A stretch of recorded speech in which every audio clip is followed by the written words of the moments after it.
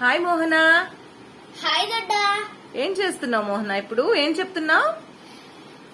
చీమ కథ ఇంకా పౌరం కథ చెప్తున్నాము. అంటే చీమ పావురం కథ చెప్తున్నావా? సరే చెప్పు మరి. చెప్పు మరి. అనగనగా ఒక చీమ పౌరం ఉంది. ఒక రోజు చీమ చాలా దాహం వేసి అదే మంచినీళ్ళు తాగడానికి వెళ్ళినప్పుడు తాగుతుంటే పడిపోయింది. ఎక్కడ పడిపోయింది చీమ? వాటర్ లోకి పడిపోయింది.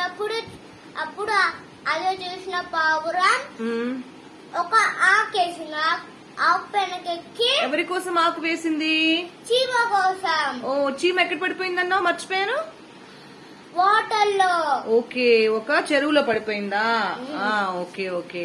అప్పుడు ఏమైందంటే ఒడ్డుకు చేరుకుంది. ఆ తర్వాత అప్పుడు వేటగాడు వచ్చి ఎక్కడ పౌరు ఉన్నారని ఒక పౌరంకి గురి పెట్టినప్పుడు అది చూసిన చీమ కొరికింది. ఎవరిని కొరికింది? వేటగాడిని. ఓ, తర్వాత వాళ్ళిద్దరు ఫ్రెండ్స్ అయిపోయారు. మరి అప్పుడు వేటగాడిని చీమ కాలు కొరికింది కదా, పావురం ఏం చేసింది? అప్పుడు ఆ పావురం ఏంటంటే పారిపోయింది, ఎగిరిపోయింది. ఆ రోజు నుంచి చీమ పావురం ఫ్రెండ్స్. సో మనము ఒకళ్ళకి హెల్ప్ చేస్తే ఇంకొకరికి హెల్ప్ చేయాలి, మనకి ఇంకొకళ్ళు హెల్ప్ చేస్తారు. అవునా? Very good Mohana.